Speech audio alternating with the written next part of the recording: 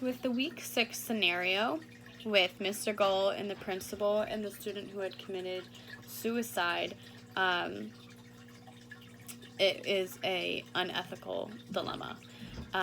So I think something that really needs to be addressed first when looking at the situation is what is being asked of Mr. Gull. So the principal and the counselor, the school counselor, are asking Mr. Gull to do something that is out of his role as an educator. They're asking him to be a emotional support for the student because there is a connection and a relationship between them, which is really important for educators to build relationships with their students. But they also have ethical codes that they have to follow, and you know, him be acting as a almost like a counselor for the student is not his responsibility and not in his job description. So for him to try and take on that role is irresponsible. But it's also irresponsible for the principal and the guidance counselor to even be asking him to do that when they should know that that's not his job. But with that being said, Mr. Gull chose to accept that and made choices that were unethical and irresponsible. So he took his relationship with the student and he passed the line by integrating technology and using a personal cell phone number to contact the student, was breaking the MCEE standards. It is responsibility and ethical use of technology. So he was not using technology ethically to respond with the student. And he was also breaking responsibility to the school community, because in Section A it says the professional educator promotes effective and appropriate relationships with parents and guardians. And Mr. Gull did not make any attempt to reach out to the student's mom or parent, guardian.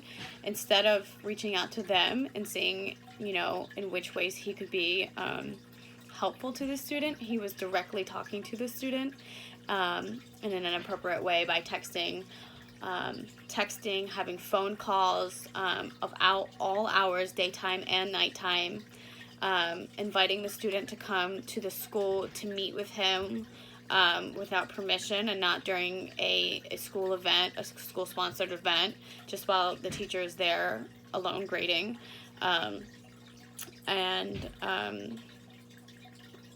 By taking that measure of just pushing past his boundary of being that like almost like a counselor for him, for asking him questions that are not his responsibility to be asking, or it's not his business because that's personal, and he's asking him these personal questions that he does not need to know.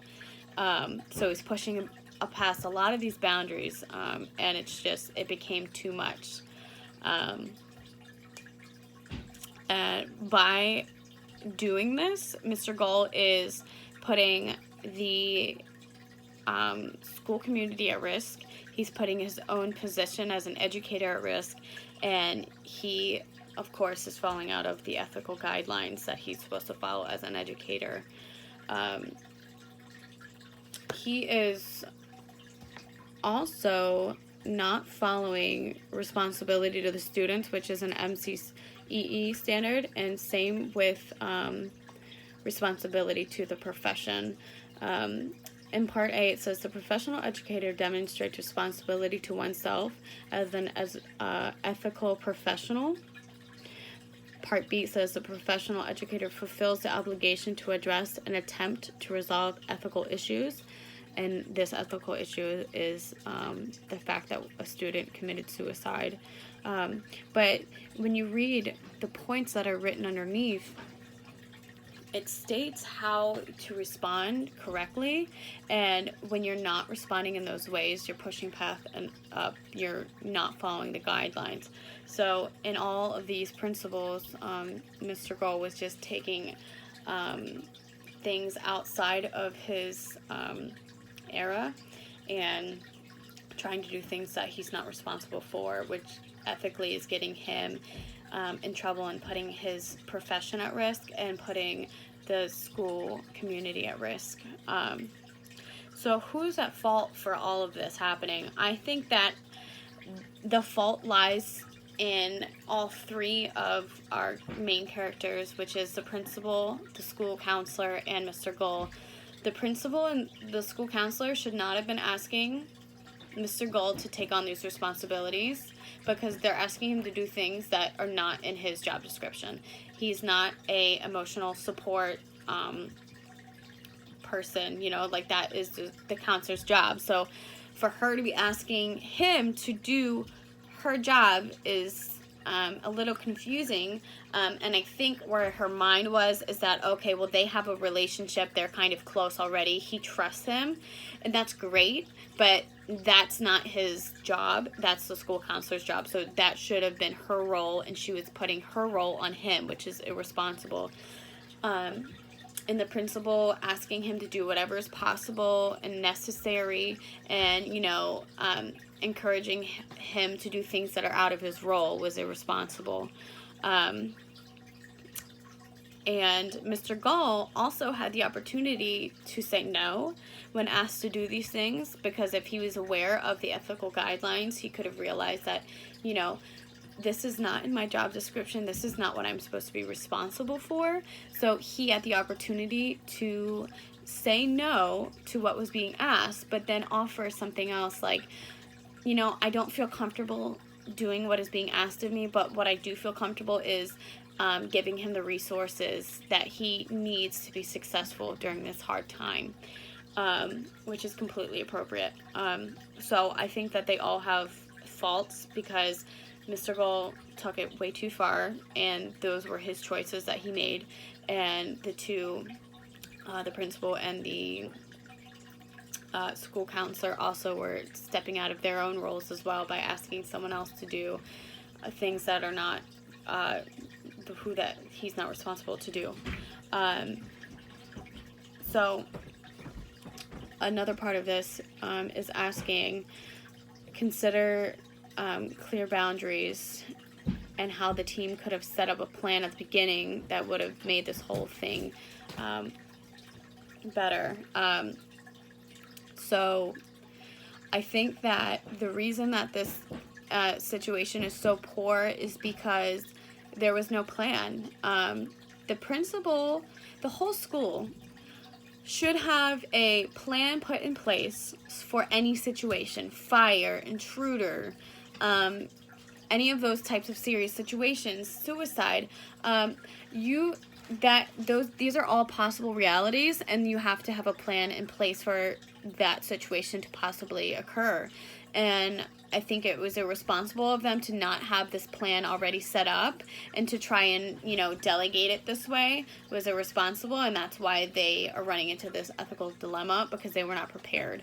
If they had a plan, you know, already set up, this could have happened, and then they could have smoothly, like, started to take care of it. Yes, there's going to be, you know, some trials, but there's a plan, and they know what they're going to do to take care of it. They could have had like an assembly where they come together and they talk about, maybe they have guest speakers in to talk about you know, suicide and how to help that. They could have health professionals, real psychologists come in, you know, people that are really educated in that and speak on that, and be encouragement to the students during that time. They could have had tables set up at lunches with resources and tools for the students to have access to during this time. They could have, you know, allow students to take, you know, breaks if needed. You know what I mean? Like, there's a lot of things that could have been done, and had this kind of plan in place and had roles specified so everyone knew what they were responsible for, but they didn't have a plan, so that's why everything went so poorly.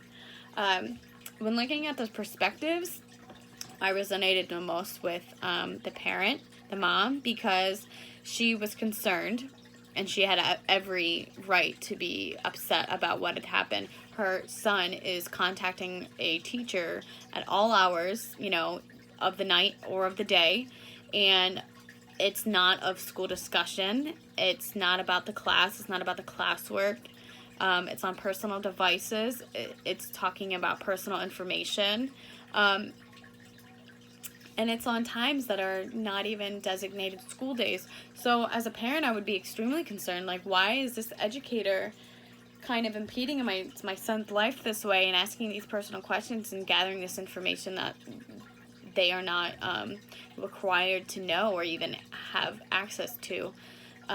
So I would be completely upset just the way she was. So I resonate the most with her. The principal's response, I thought she didn't think it would go that way, but it did. And like we were saying with the plan, it was because there was no plan and she was kind of doing things in the moment. So I don't really have much sympathy for her, because the way they handled the situation could have already been avoided if they were prepared. And I definitely don't agree at all with the counselor's perspective, because she thought what she was doing, what they were asking, was okay because of the relationship between the student and the educator already, just their relationship as student and educator. And she asked him to do things that he's not responsible for, that the counselor should have been responsible for. So I agreed with the parent in this perspective. And I think that this whole ethical dilemma could have been avoided if they were all prepared for a situation for like this to happen.